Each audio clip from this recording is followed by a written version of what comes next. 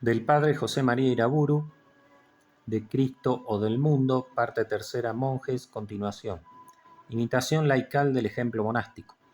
Los padres, fieles a la doctrina y al lenguaje del Nuevo Testamento, enseñan que todos los cristianos están muertos al mundo y vivos para Dios. Esa muerte al mundo en tiempos más modernos se referirá solamente a los monjes. Este error es muy significativo y explica en buena parte tanto la enorme diferencia actual entre religiosos y laicos como la extrema escasez de vocaciones religiosas y sacerdotales. Pero la doctrina bíblica y tradicional es clara y unánime. Entiende que esa muerte al mundo corresponde a todos los bautizados. San Agustín, por ejemplo, afirma: el hombre es verdadero sacrificio cuando está consagrado a Dios por el bautismo y está dedicado al Señor, ya que entonces muere al mundo y vive para Dios. Ciudad de Dios 10:6. Eso explica también, por la misma razón, que antiguamente el pueblo cristiano vea comúnmente a los monjes como modelos perfectos de vida cristiana. Por eso los venera, busca su consejo y su santa conversación, imita en lo posible sus evangélicas costumbres, dota con generosidad a sus monasterios, les confía a los hijos para que los eduquen y quizá en la viudez o la ancianidad se acoge a sus claustros para consumar en ellos la ofrenda religiosa de la propia vida laical. Esta actitud sigue viva en toda la Edad Media y perdura hasta el Renacimiento, y aún más tiempo, sobre todo en el Oriente cristiano. Un texto de Filoxeno de Mabú, 523, monofisista, autor clásico entre los sirios, da idea del aprecio que el monje suscita en el pueblo cristiano. Abre comillas. Se le llama renunciante, libre, abstinente, asceta, venerable, crucificado para el mundo, paciente, longánime, espiritual, imitador de Cristo, hombre perfecto, hombre de Dios, hijo querido, heredero de los bienes de su Padre, compañero de Jesús, portador de la cruz, muerto al mundo, resucitado para Dios, revestido de Cristo, hombre del Espíritu, ángel de carne, conocedor de los misterios de Cristo, sabio de Dios. Cierra comillas, homilía 9. Ahora bien, si en los monasterios donde viven los bautizados más ejemplares, los que con más libertad y empeño hacen del Evangelio su regla diaria de vida, lógicamente los padres ponen a los monjes como modelo para los demás fieles. El Crisóstomo, por ejemplo, insiste en que esta imitación no es imposible sino necesaria. Abre comillas. La prueba de que esto no es hablar por hablar está en que cuando referimos a los infieles la vida de los que moran en el desierto, nada tienen que replicarnos, solo se afirman en lo suyo argumentando por el escaso número de los que alcanzan esta perfección. Pero si en las ciudades sembráramos también esa semilla, si la disciplina del bien vivir se convirtiera en ley y costumbre, si enseñáramos a los niños antes de todo ser amigos de Dios y los instruyéramos en las enseñanzas espirituales en lugar de las otras y antes que todas las otras, entonces todas nuestras miserias se desvanecerían, la presente vida se vería libre de infinitos males y desde ahora empezaríamos a gozar todos lo que se dice de la vida en el cielo. Contra Impugnadores 3:19. No se perderían, no, de este modo, las cosas del mundo secular. Es justamente al revés. Abre comillas. El que pone lo terreno por encima de lo espiritual perderá lo espiritual y lo terreno, mas el que codicia lo celeste alcanzará también ciertamente lo terreno. Y esto no lo digo yo, sino el mismo que ha de procurarnos lo uno y lo otro, el Señor. Buscad el reino de Dios y todo eso se os dará por añadidura. Mateo 6:33.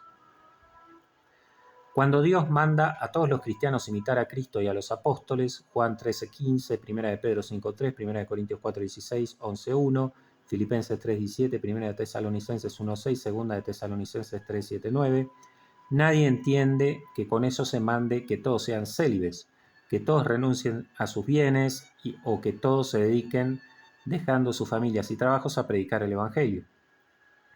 Lo que se les manda, y todos lo entienden así, si tienen buen sentido, es que tengan los mismos sentimientos que tuvo Cristo Jesús, Filipenses 2:5, y que le sigan e imiten en todo. Pues bien, esto mismo ha de entenderse de la imitación de la vida monástica. La imitación de la vida monástica no ha de ser en los laicos, por supuesto, una copia servil de los modos concretos de la vida de los monjes, sino una imitación profunda de su espíritu y de sus normas de vida. Juan Pablo II observa hoy que en Oriente el monaquismo no se ha contemplado solo como una condición aparte, propia de una clase de cristianos, sino sobre todo como punto de referencia para todos los bautizados, en la medida de los dones que el Señor ha ofrecido a cada uno, presentándose como una síntesis emblemática del cristianismo. Y por eso mismo el monaquismo ha sido desde siempre el alma misma de las iglesias orientales.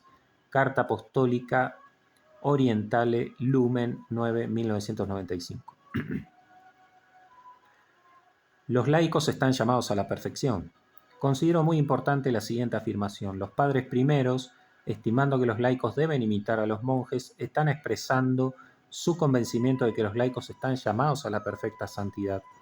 Están confesando que también en el mundo puede alcanzarse la perfección evangélica, aunque sea con mayores trabas. Están afirmando de forma implícita, que en un marco de vida menos perfecto, un laico puede ser más santo que un monje, aunque éste profese un camino perfecto. San Juan Crisóstomo, por ejemplo, y es en esta cuestión un ejemplo muy significativo, el mismo que de joven monje defendía la vocación monástica, alegando que en el siglo era imposible la perfecta virtud, una vez obispo cambia ciertamente su modo de ver el asunto y afirma con insistencia la llamada de los laicos a la santidad. Y esto por dos causas. Una, porque conoce en la vida secular laicos que de hecho llevan una vida realmente santa, y otra porque se da cuenta de que si todos los que de verdad tienden a la perfección abandonan el mundo, eso tendría desastrosas consecuencias para la Iglesia en pueblos y ciudades, que no serían sino reuniones de cristianos mediocres y malvados. En efecto, aquellos que llevan una vida derecha y que vienen a ser unos santos, se van a lo más alto de los montes o se retiran del pueblo, como si se separaran de un mundo de enemigos y extranjeros, cuando ellos se separan de su propio cuerpo. Y al contrario, los malos, gente llenas de mil vicios, esos son los que se echan sobre las iglesias. Y así las funciones jerárquicas han venido a ser venales.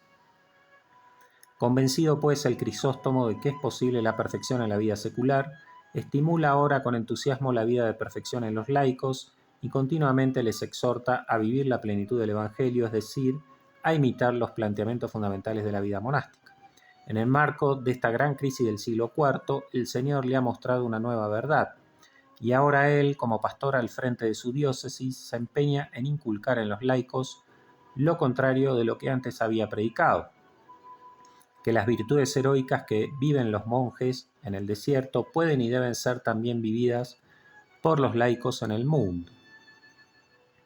No es el lugar lo que puede transformar al hombre, sino la gracia y su propia voluntad. Según refiere Palladio, San Juan Crisóstomo prefería un seglar virtuoso a un monje flojo. En efecto, el Crisóstomo, recordando figuras del Antiguo Testamento o del Nuevo, como Aquila y Priscila, canta la santidad posible en el matrimonio, argumentando, además, si el matrimonio y el cuidado de los hijos fuera un obstáculo en el camino de la virtud, el Creador de todas las cosas no habría instituido el matrimonio.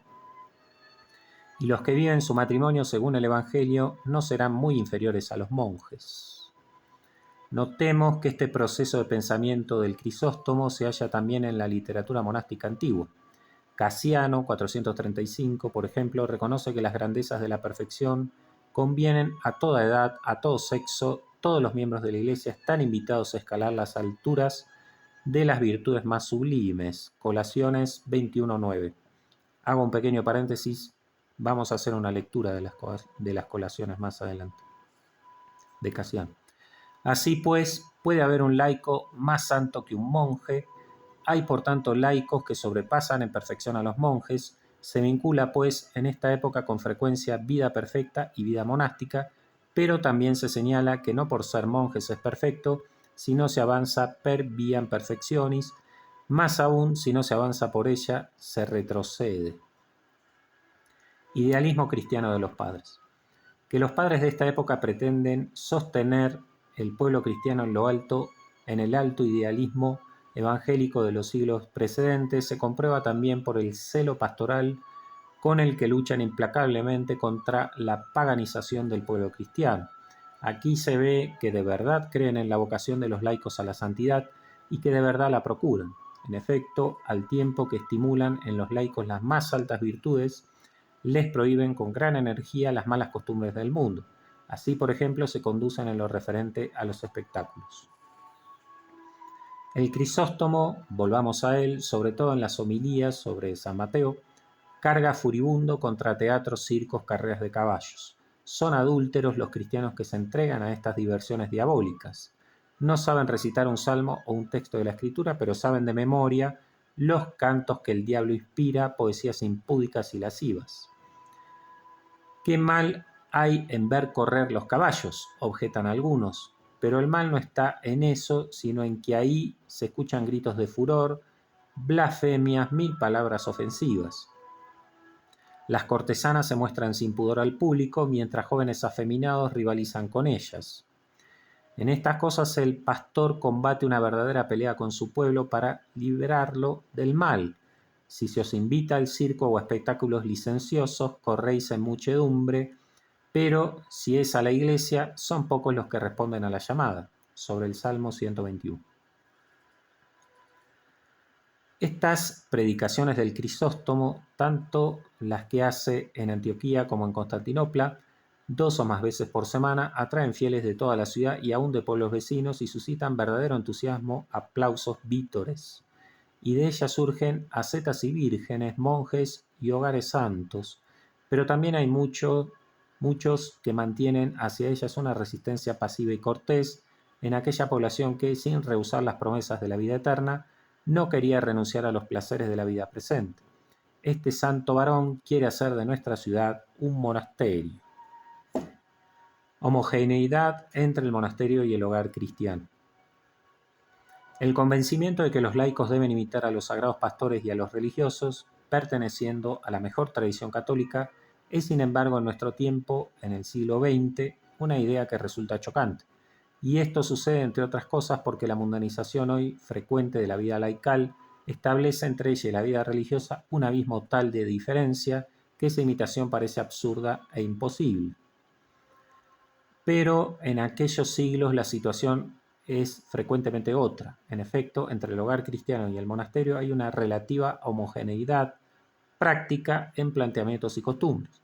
También hoy podemos comprobar esta realidad en algunos hogares cristianos santos, donde se vive con orden y proporción, con laboriosidad y sin ocios y entretenimientos excesivos, donde hay espacio para la oración, la lectura espiritual y la limosna, donde, evitando lo superfluo, se vive en todo con una gran sobriedad alegre, donde los hijos obedecen de buen grado a los padres porque les aman y se saben amados, donde en cambio no hay lugar para el desorden, para la pereza interminable en el sueño, para la vanidad y el gozo ávido e ilimitado del mundo presente, ni para las indecencias en el vestir, en la televisión o en otras costumbres paganas. Pues bien, en la época que nos ocupa, esta homogeneidad entre hogar laico y monasterio estaba al parecer relativamente generalizada. Digamos al menos que cuando se daba no causaba excesiva extrañeza entre los cristianos. Los escritos de los padres sobre las vírgenes o sobre las viudas cristianas dan a unas y a otras una fisonomía que hoy sería la propia de la vida religiosa.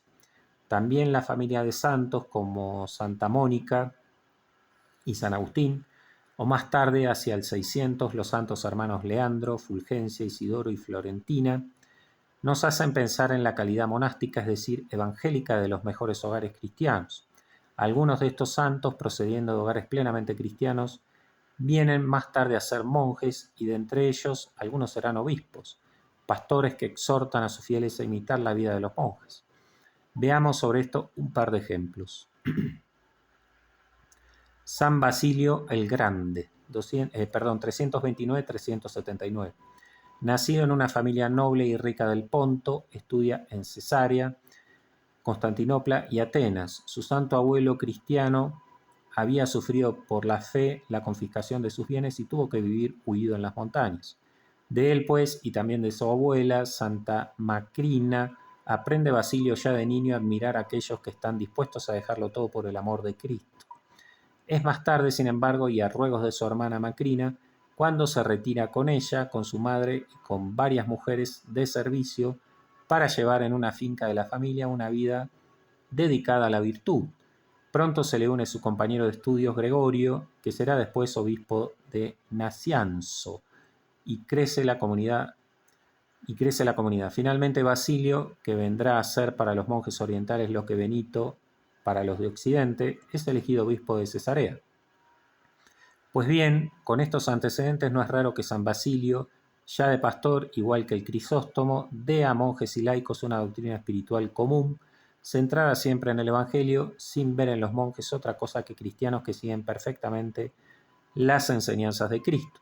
Tampoco extraña nada que Basilio exhorte a los laicos a que se vean siempre en el espejo evangélico de los monjes. Él mismo vivió así con los suyos antes de ser monje. Los laicos, en efecto, así lo manda Cristo, deben guardarse del mundo, alimentarse asiduamente de la palabra divina, practicar la oración continua, llevar vida austera y penitente, renunciando a todo lujo y vanidad y a toda avidez de consumo y diversión, prontos a compartir sus bienes con los necesitados. Pero ¿no es esa precisamente la vida de los monjes? San Juan Crisóstomo, su mejor amigo, sigue una trayectoria semejante. Nacido en Antioquía, lleva en su propia casa una vida de austero ascetismo con su madre Antusa, que ha quedado viuda a los 20 años. Más tarde se retira al desierto con los monjes, hace después vida apostólica en Antioquía y finalmente es hecho patriarca de Constantinopla. El gran Crisóstomo, ya de obispo, mantiene siempre que todos los cristianos deben vivir como los monjes, es decir, evangélicamente. Por tanto, todos deben orar y meditar asiduamente las Escrituras, todos han de ser sobrios en comida, bebida, vestido, diversiones u habitación, todos deben estar dispuestos a comunicar sus bienes con los necesitados. Ventajas de imitar a los monjes. 3 ventajas principales hay en que laicos y pastores tomen como modelos a los monjes. Primero, humildad. La imitación de los modelos más altos de vida mantiene siempre por contraste en la humildad. Y si esa imitación no es fiel y los seculares se abandonan a la vida mundana, al menos son conscientes de estar lejos del Evangelio y sienten mala conciencia, paso previo a la conversión y perfección. Segundo, perfección. Si los que se mantienen en el siglo, por voluntad de Dios, imitan a los monjes, entonces viven santamente en el mundo, en sus hogares y tareas, y por este camino secular llegan a la perfección. Ellos son los que dan de verdad la imagen del laico perfecto. 3. Vocaciones. De un ambiente grandemente apreciador de la vida religiosa, la que sigue más de cerca los consejos evangélicos, proviene lógicamente un gran número de vocaciones sacerdotales y monásticas. En ocasiones van al monasterio familias enteras, ya he aludido a algún ejemplo, como lo veremos también en la Edad Media y moderna. La gran trampa permanente. Los laicos relajados siempre han tratado de justificar su alejamiento del Evangelio alegando que ellos no son monjes. Los monjes llevan una vida sobria y penitente dedicada al trabajo y a la oración, son asiduos a la palabra divina y a los sacramentos y tan unidos en caridad y menospreciadores de la riqueza que no tienen pobres entre ellos. Pero todo eso, por lo visto, les conviene a ellos, es decir, no por ser cristianos, sino por ser monjes.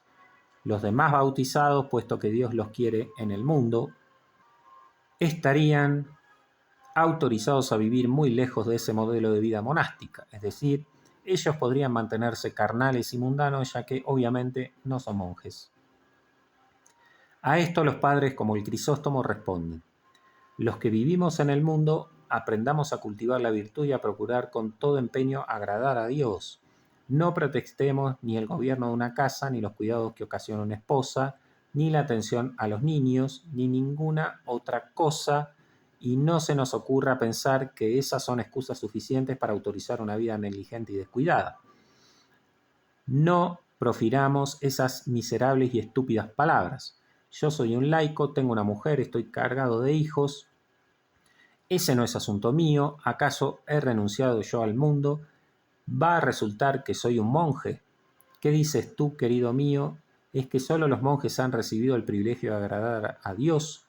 Él quiere que todos los hombres se salven y lleguen al conocimiento de la verdad, y no quiere que nadie descuide la virtud.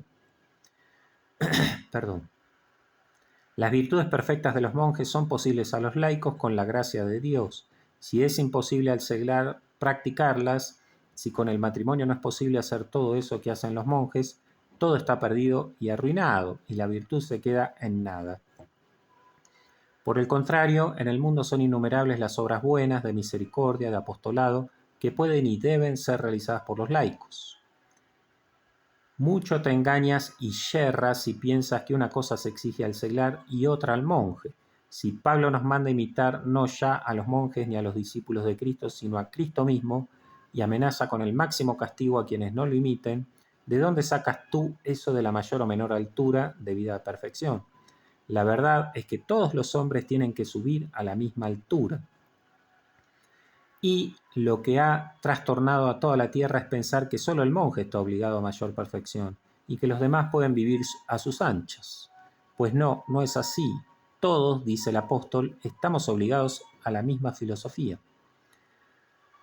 Para precisar más esta cuestión es preciso añadir que en el Crisóstomo, como en otros autores de la época, la misión propia de los laicos y los modos de santificación peculiares de una vida secular tienen aún escaso desarrollo en el pensamiento teológico. Otra cosa es en el plano práctico. En efecto, es precisamente el pueblo cristiano de estos siglos el que venció al mundo pagano y comenzó la transformación del mismo en el pensamiento y las artes, la cultura, las leyes y las costumbres, poniendo las bases para la cristiandad del milenio medieval.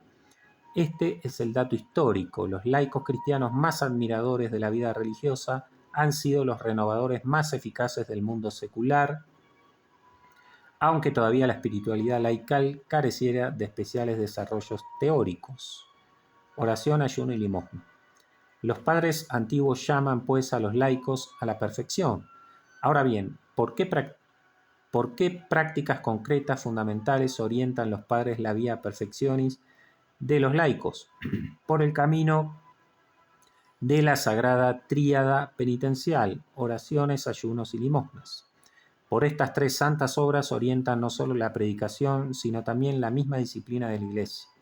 En efecto, padres y concilios organizan la vida del pueblo cristiano principalmente mediante las oraciones, horas, Eucaristía dominical, los ayunos, días penitenciales y las limosnas, diezmos, primicias y colectas. Es este un camino de perfección muy antiguo. Buena es la oración con el ayuno y la limosna con la justicia. Reiniciado por Cristo en el desierto y enseñado por él en el Sermón del Monte, es el camino de perfección seguido por los laicos en la Iglesia primera y en la disciplina de la Iglesia antigua. Así, San León Magno, tres cosas pertenecen principalmente a las acciones religiosas: la oración, el ayuno y la limosna, que se han de realizar en todo tiempo, pero especialmente en el tiempo consagrado por las tradiciones apostólicas, Adviento, Cuaresma, etc. Como hace notar Juan Pablo II, no se trata aquí solo de prácticas momentáneas, sino de actitudes constantes que imprimen a nuestra conversión a Dios una forma permanente. Ayuno que libera del mundo y que no es solo apartamiento del mal, sino también continua austeridad de vida que evita un consumo ávido de mundo visible con todas sus variedades y fascinaciones. Oración que vuelve a Dios en la liturgia, la lectura de la palabra divina, la meditación silenciosa. Limosna que vuelve al prójimo en la ayuda y la donación. Por lo demás, fácilmente se entiende que oración, ayuno, limosna se posibilitan y potencian entre sí. Así lo afirma San Pedro Crisólogo, 450. Tres son, hermanos, tres las cosas por las cuales dura la fe, subsiste la devoción, permanece la virtud, oración, ayuno y misericordia. Oración, misericordia y ayuno son tres en uno y se dan vida mutuamente. Esta es la clave para el perfeccionamiento de la vida laical y por ahí se orienta también la espiritualidad seglar en la Edad Media. Los sacerdotes y la perfección evangélica. La Iglesia conoció desde el principio la necesidad de que los pastores sagrados, representantes de Cristo, se revistieran de especial santidad de vida. Esta verdad se revela claramente, por ejemplo, en las exhortaciones que hace San Pedro para que los pastores sean modelos del rebaño, 1 de Pedro 5:3, o en las que hace San Pablo, sobre todo en sus cartas pastorales. Ahora, en el siglo IV, ante el peligro de que el clero secular se mundanice debido a su nuevo prestigio social, una vez más los padres tienen en cuenta la referencia ascética de los monjes. Por lo demás, muchos de los obispos más notables de la época fueron monjes y, siendo ya pastores, siguieron viviendo como tales: Ireneo, Atanasio, Basilio, Crisóstomo, los dos Gregorios, Hilario, Martín. También aquí acudiremos al ejemplo de San Juan Crisóstomo.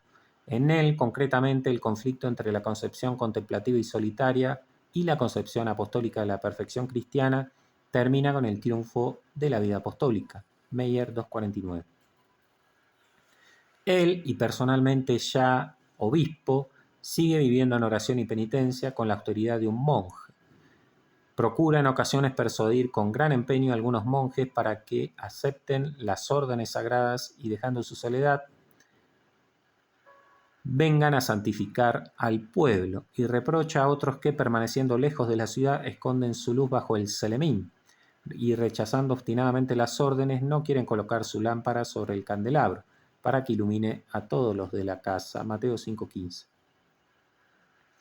Los 6 libros del sacerdocio, obra compuesta por él hacia el 386, antes de recibir la ordenación presbiteral, son un altísimo canto a la santidad excelsa de este ministerio sagrado, tanto por su consagración a la divina liturgia como por su dedicación a la caridad pastoral. El siervo fiel y prudente, el que de verdad ama a Cristo, es el que entrega toda su vida y amor a cuidar de su rebaño eclesial. De Sacerdocio 2:4. Los peligros que acechan al sacerdote en el mundo son muchos, pero la gracia del Cristo glorioso le asiste poderosamente y actúa a través de él, aunque no siempre el sacerdote viva conforme a lo que es. En efecto, la gracia lo hace todo, y a través del sacerdote es el Padre, el Hijo y el Espíritu Santo el que dispensa, oikonomei, todas las cosas. El sacerdote no hace sino prestar su lengua y ofrecer sus manos. Por todo ello, el sacerdote ha de tener un alma más pura que los rayos mismos del sol, a fin de que nunca le abandone el Espíritu Santo y pueda decir: vivo yo, mas no soy yo quien vive, es Cristo quien vive en mí. Gálatas 2:20. Y así es que mucha mayor pureza se exige del sacerdote que del monje. Y es el caso que a quien mayor se le exige esté expuesto a mayores riesgos en que forzosamente la manchará, si con asidua vigilancia y fervor extraordinario, no hace su alma inaccesible a ellos. De Sacerdocios 6:2. La condición de embajador de Dios, y más aún la dedicación a la Eucaristía, el contacto con el Sagrado Cuerpo de Cristo, exigen del sacerdote la más alta santidad, y así el alma del sacerdote ha de brillar como la luz que alumbra a toda la tierra. Por una parte ha de conocer bien los asuntos seculares, y por otra ha de estar libre de ellos. Ha de ser multiforme, sabiendo hacerse a personas de muy diversa condición. Ha de ser a un tiempo benigno y severo, y todo esto entre tormentas y sufriendo a un tiempo el ataque de tantas bestias feroces. Si con esos ojos de la cara te fuera concedido ver el tenebrosísimo ejército del diablo y la furia con que nos acomete, comprenderías que es más terrible esta guerra del espíritu que la otra guerra material. Y en este combate están metidos diariamente los pastores sagrados. Así pues, si grande ha de ser la fortaleza del monje para sobrellevar los trabajos de la ascesis en la soledad, ¿cuál será la fortaleza requerida por el sacerdote? No admiremos, pues, como cosa del otro mundo al monje, porque viviendo para sí solo no se perturba ni comete mucho y grandes pecados, como quiera que tampoco tiene grandes ocasiones que le asusen y despierten el alma. pero el que, entregado a muchedumbres enteras y obligado a llevar sobre sí los pecados de todos, permanece inconmovible y firme, llevando el timón de su alma en medio de la tormenta como si estuviera en la calma del puerto, ese sí que merece justamente los aplausos y la admiración de todo el mundo. De hecho, muchos que pasan de la paz del desierto a la guerra de la vida pastoral no crecen en la virtud y pierden la que trajeron de la soledad. Por todo ello, ha de extremarse el cuidado en la selección de los candidatos a las órdenes sagradas, el que aún tratando y conviviendo con todo el mundo es capaz de conservar intactas e inconmovibles y hasta con más cuidado que los mismos monjes la pureza y la paz, la castidad y mortificación y vigilancia y demás virtudes propias de los monjes, ese es auténtico candidato al sacerdocio. Este sí, santificando a otros, se santifica a él. Y la verdad es que no consigo creer que pueda salvarse quien nada trabaja para la salvación de su prójimo. Valgan estos textos del Crisóstomo para comprobar cómo está viva en la época de los padres la convicción de que los sacerdotes seculares pueden y deben aspirar a la perfección espiritual, en medio del mundo en el que permanecen urgidos por su caridad pastoral. Disciplina eclesial. Los pastores de estos siglos celan vigorosamente por la santidad del pueblo cristiano, principalmente por la predicación y los sacramentos, pero también aplicando, cuando es preciso, la disciplina penitencial de la Iglesia o incluso la excomunión. En Éfeso, reunido San Juan Crisóstomo con otros 70 obispos, destituye a 6 obispos en el Asia Menor, depone a 14. Ciertos errores o abusos no deben tolerarse en la Iglesia y él no los tolera. Gracia y libertad.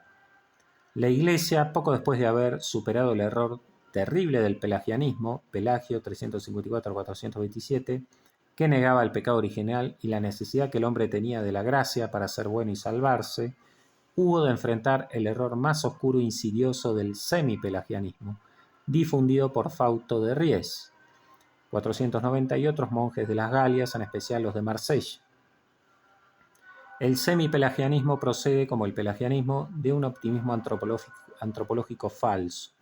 En su modo de ver la vida cristiana, Dios ama igual a todos y a todos ofrece su gracia igualmente. A la parte de Dios ha de añadirse la parte del hombre y es esta, lógicamente, la que determina, por su mayor o menor generosidad, la altura alcanzada en la perfección cristiana. El hombre, por tanto, puede prestar su asentimiento a la gracia desde sí mismo, sin el auxilio de la misma gracia. En definitiva, pues, es el hombre quien lleva la iniciativa de su vida espiritual, y es el mismo quien se diferencia de los otros por su mayor o menor respuesta a las invitaciones de la gracia. La reacción de la Iglesia, encabezada por San Agustín, contra esta falsificación del Evangelio no se hace tardar, y especialmente en el Concilio de Orange, en las Galias, 529, bajo la guía sobre todo de San Cesario de Arles, se rechaza el semipelagianismo con energía. La Virgen María o Jesús no son los más amados de Dios porque son los más buenos, sino porque son los más buenos, sino que son los más buenos porque son los más amados de Dios. Repito esto último. La Virgen María o Jesús no son los más amados de Dios porque son los más buenos, sino que son los más buenos porque son los más amados de Dios. Y si no, ¿qué méritos previos tenían María o Cristo para nacer exentos del pecado original? Pues bien, esa misma primacía causal del amor de Dios sobre la libre respuesta humana ha de aplicarse a todos y cada uno de los hombres. En efecto, en toda obra buena no empezamos nosotros y luego somos ayudados por la misericordia de Dios, sino que Él es quien nos inspira primero, sin que preceda merecimiento bueno alguno de nuestra parte, la fe y el amor a Él. Por tanto, como afirma Bonifacio II, haciendo suyo el concilio arausicano, no hay absolutamente bien alguno, según Dios, que alguien pueda querer empezar o acabar sin la gracia de Dios. Estos son unos siglos en los que, como en los precedentes, todavía la vida espiritual cristiana irradia un esplendor alegre, el que procede de una doctrina de la gracia verdaderamente católica. La predicación de los padres, sobresaliendo entre ellos la de San Agustín, cuya autoridad en la época es máxima, y también las mismas oraciones litúrgicas, paráfrasis líricas, muchas veces de las definiciones de los concilios de estos años, sumergen continuamente al pueblo cristiano en una atmósfera de gracia, haciéndole intuir continuamente que la vida cristiana es ante todo un don magnífico y gratuito del glorioso Cristo. Tercero, preceptos y consejos. Debo cuidar a mis lectores para que no se cansen y me abandonen. Por eso les advierto que la misma enseñanza de los padres, en esta cuestión un tanto incipiente y confusa que expongo en este capítulo, ha de hallarla un poco más adelante con mucha más claridad y precisión en la doctrina de Santo Tomás. Rigorismos. En esta época de la Iglesia, como en las precedentes, en temas de moral y espiritualidad, los errores y herejías casi siempre caen por el extremo del rigorismo. Hoy, por cierto, sucede lo contrario. Las excepciones a esa norma histórica son bastante raras. San Ambrosio y San Jerónimo, por ejemplo, han de condenar las doctrinas del monje Joviniano, 406, para quien el mérito es igual en virginidad, viudez o matrimonio, o entre la abstinencia y comer con acción de gracias. Justifica esta doctrina alegando que la gracia bautismal es igual en todos los fieles. Las herejías rigoristas, por el contrario, de tal modo identifican perfección o incluso salvación con pobreza y virginidad, que condenan la vida secular de quienes poseen y están casados. Son aquellos mismos errores condenados por San Pablo, de quienes proscriben las bodas y se abstienen de alimentos creados por Dios para los fieles. Primera de Timoteo 4, 1, 5. Que reaparecen una y otra vez con diversos matices o presupuestos doctrinales. Los padres y concilios han de condenar los errores de encratitas o abstinentes, apostólicos o apotácticos, cátaros o puros, montanistas, catafrigios y maniqueos. Justos y perfectos. Desde luego que en esta época en que la doctrina espiritual aún está poco precisada en la Iglesia, no siempre es fácil discernir si los autores se mantienen en la verdad o incurren en el error. De hecho, por ejemplo, ciertos textos exhortativos de los padres, objetivamente examinados, no son ortodoxos, pero son propuestos por padres de indudable ortodoxia y han de ser interpretados en el sentido católico verdadero, teniendo en cuenta otras enseñanzas suyas. Este es el caso, por ejemplo, de la distinción entre justos y perfectos, que con unos u otros matices y palabras viene a introducir en la Iglesia dos clases de fieles. En algunos casos, quizá por influjos mesalianos o de ambientes euquitas, se trata de una división contraria a la fe de la Iglesia. Es el caso de algunos miembros del monacato sirio, entre los cuales esta distinción adquiere acentos inadmisibles. El Liber Giadum, por ejemplo, dice: quien toma la cruz y con la recepción del Paráclito llega a la perfección, ya no tiene nada que ver con las cosas visibles. El que por el contrario las ama es justo y no es perfecto, porque no renunció a las cosas visibles. Tampoco son aceptables los planteamientos del sirio monofisista Filoxeno de Mabú, que distingue entre los grados de la justicia de la ley, que lleva a la justicia, y los grados de la justicia de Cristo, que lleva a la perfección. Después de enumerar esos grados, llega a la conclusión de que no digo que los que están en el mundo no puedan justificarse, sino que digo que no es posible que lleguen a la perfección. Los justos ponen el mundo al servicio de Dios, aunque no lo consiguen totalmente. Los perfectos, en cambio, renuncian al mundo por amor a Dios. Y es que mientras el hombre posea la riqueza humana, poca o mucha, no puede avanzar por el camino de la perfección, porque la riqueza ata el espíritu y traba las ligeras alas de la inteligencia. Cristo en verdad quisiera que todos los hombres imitaran su ejemplo y avanzaran por el camino de los ángeles. Pero como no todos son capaces, concede también a los justos salvación, aunque sea una salvación de segundo grado respecto a la otorgada a los perfectos. En otros autores esta distinción se presenta con una ortodoxia dudosa. Así, por ejemplo, Evagrio Póntico, 346-399, El monje docto del desierto enseña que los justos no roban, no causan perjuicios, no cometen la injusticia, no exigen lo que no les corresponde, en tanto que los perfectos nada poseen, no construyen, no plantan ni dejan herencia sobre la tierra. No trabajan para comer y vestir, sino que viven según la gracia, pobremente. Los justos dan de comer a los hambrientos. Los perfectos dan de una vez sus fortunas a los pobres.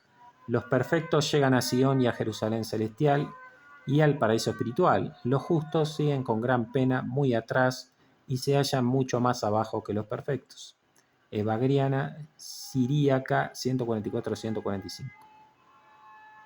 En este mismo sentido, no pocas expresiones de San Basilio hacen pensar que a su juicio, sin dejar el mundo, viene a ser en la práctica imposible vivir plenamente el Evangelio. Regla grande, breve, asceticón.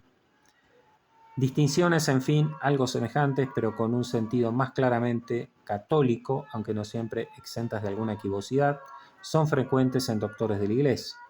San Efrén, 306-373, diácono sirio, explica que hay en el cielo dos puertas.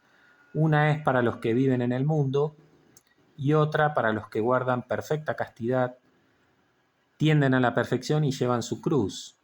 San Jerónimo, 347-420, usa el símil de las dos clases de siervos que se daban en una finca romana. Nuestro Señor Jesucristo tiene también una numerosa servidumbre. Tiene quienes le sirven en su presencia, tiene asimismo otros que le sirven en los campos. Los monjes y las vírgenes son, a lo que creo, los que le sirven en su presencia. Los seglares, en cambio, son los que están en el campo. Tractatus in 133.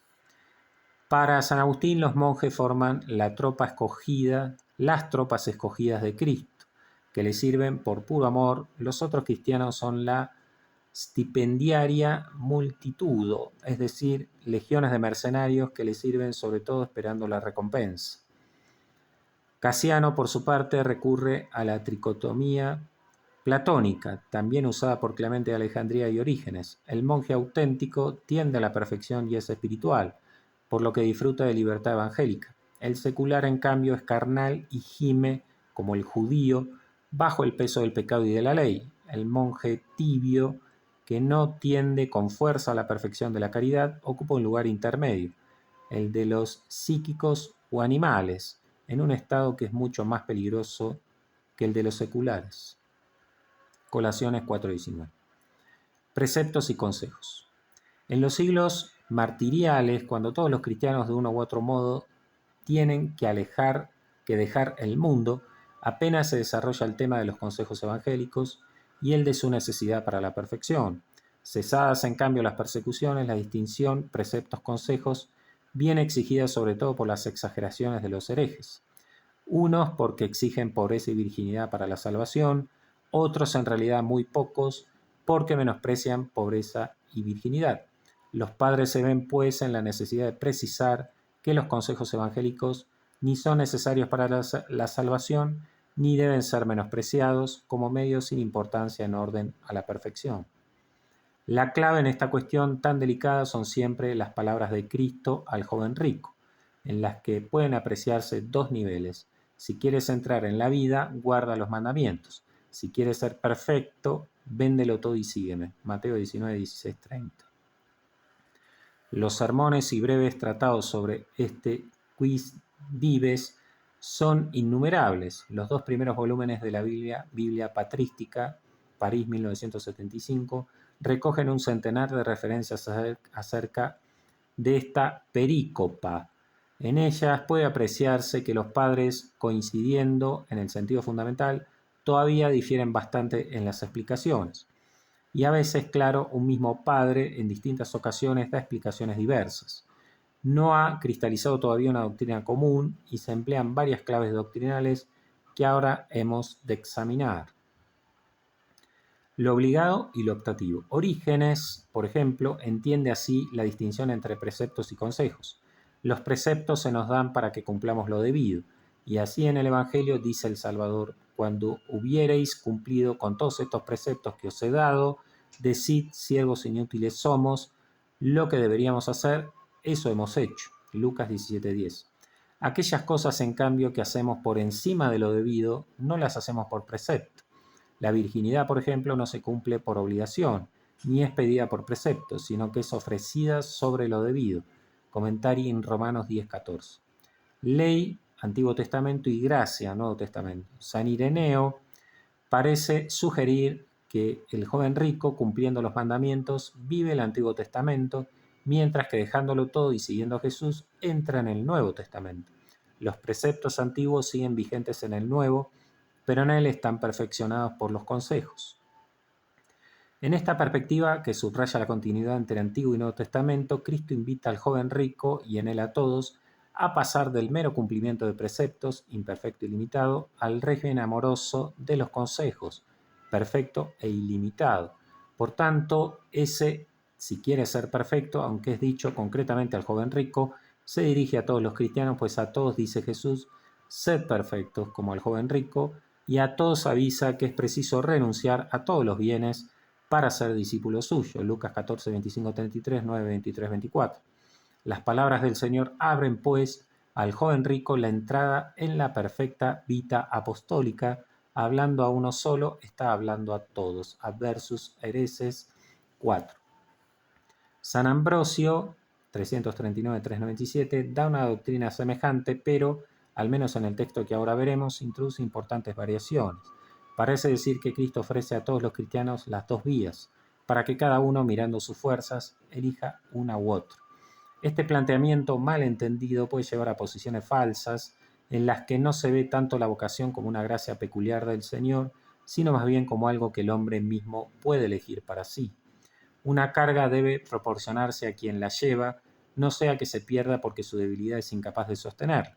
Es preciso dejar a cada uno el cuidado de medir sus fuerzas y de actuar no constreñido por la autoridad de un precepto, sino impulsado hacia adelante por una gracia de progreso. Diversas son las fuerzas, pero cada una tiene su mérito. No se condena una manera de actuar porque se predique otra, sino que todas son predicadas para que sean preferidas las mejores. Honorable es el matrimonio, pero más digno de honor la integridad. Se da precepto a los súbditos y se da consejo a los amigos. Donde hay precepto hay ley, donde hay consejo hay gracia. Por eso la ley fue dada a los judíos, la gracia fue reservada a los más elegidos.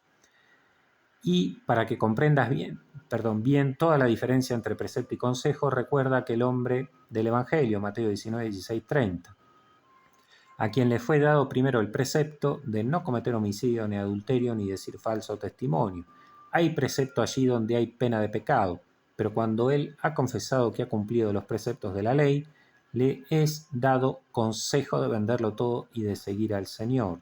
Estas cosas no se mandan por un precepto, sino que se ofrecen de feruntur en un consejo. De una parte dice el Señor: no matarás, y da precepto. De otra: si quieres ser perfecto, vende todo lo que tienes. Y esto queda libre de precepto al arbitrio libre. Por eso, los que han cumplido un precepto pueden decir: siervos inútiles somos, lo que teníamos que hacer lo hemos hecho. Pero no habla así aquel que ha vendido todos sus bienes, por el contrario espera una recompensa como el santo apóstol. He aquí que nosotros lo hemos dejado todo y te hemos seguido. ¿Qué tendremos? ¿Qué recibiremos?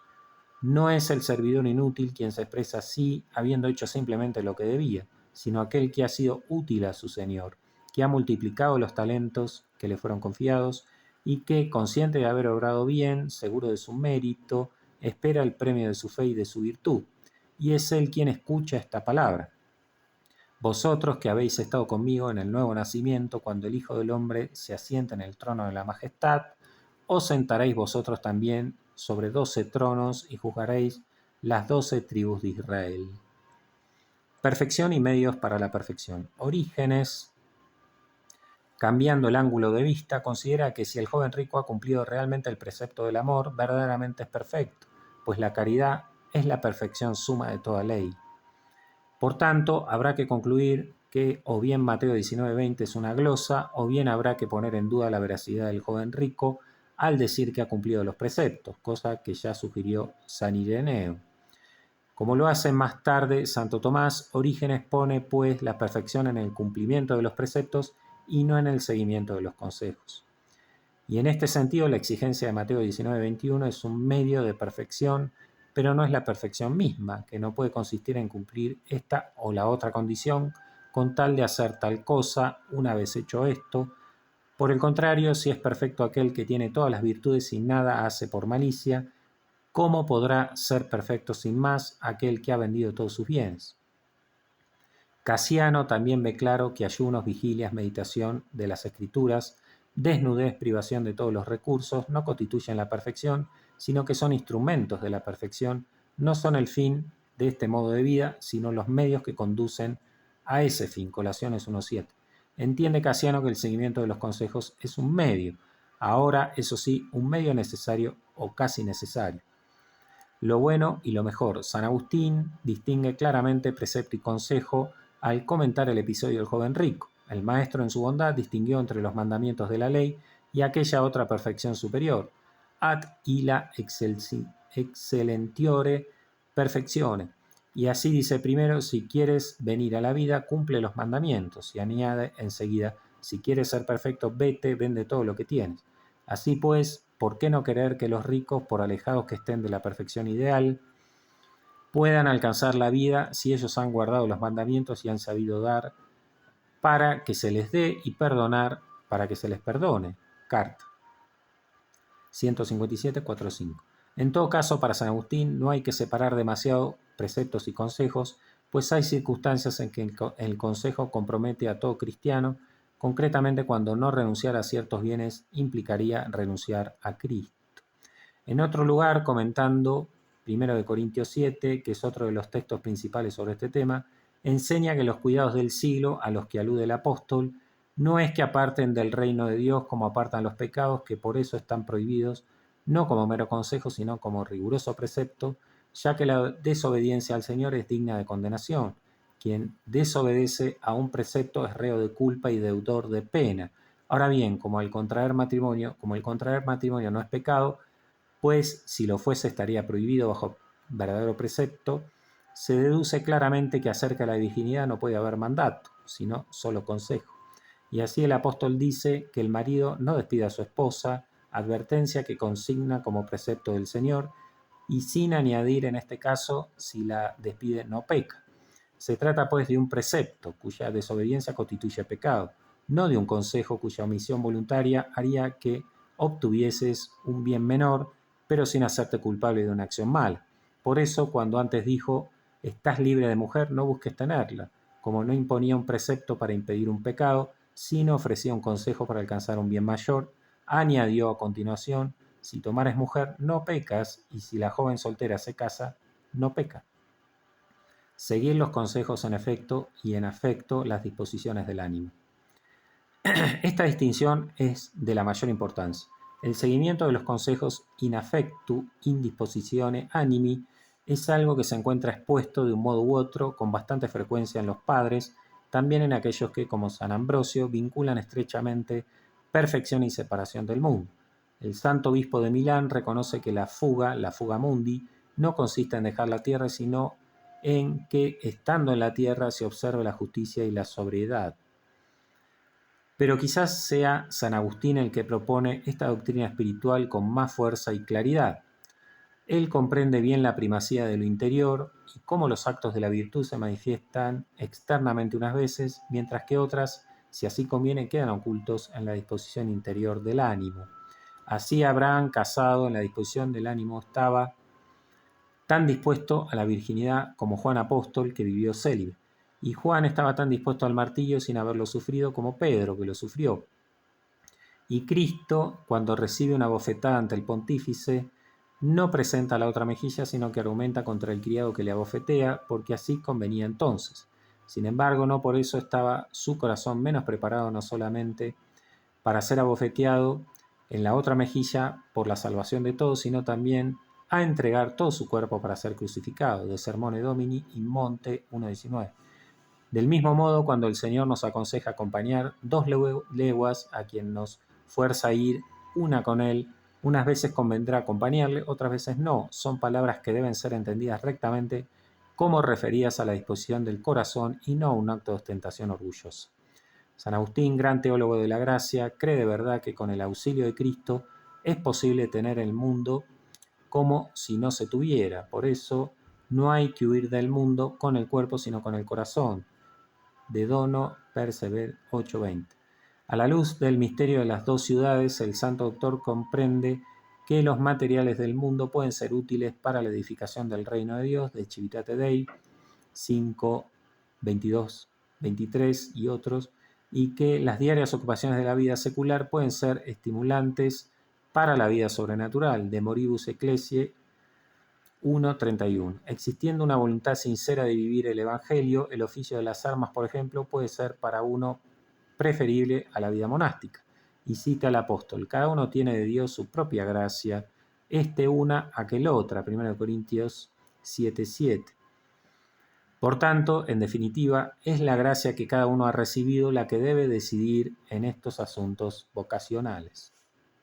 No se reflejaría, sin embargo, con exactitud el pensamiento de San Agustín a este propósito si no añadiera que, a su juicio, dada la situación del hombre caído, es muy difícil que posea los bienes terrestres sin que, de hecho, el afecto le quede más o menos prisionero de ellos. Por eso la predicación agustiniana sigue recordando una y otra vez las palabras de Cristo: si quieres ser perfecto, déjalo todo.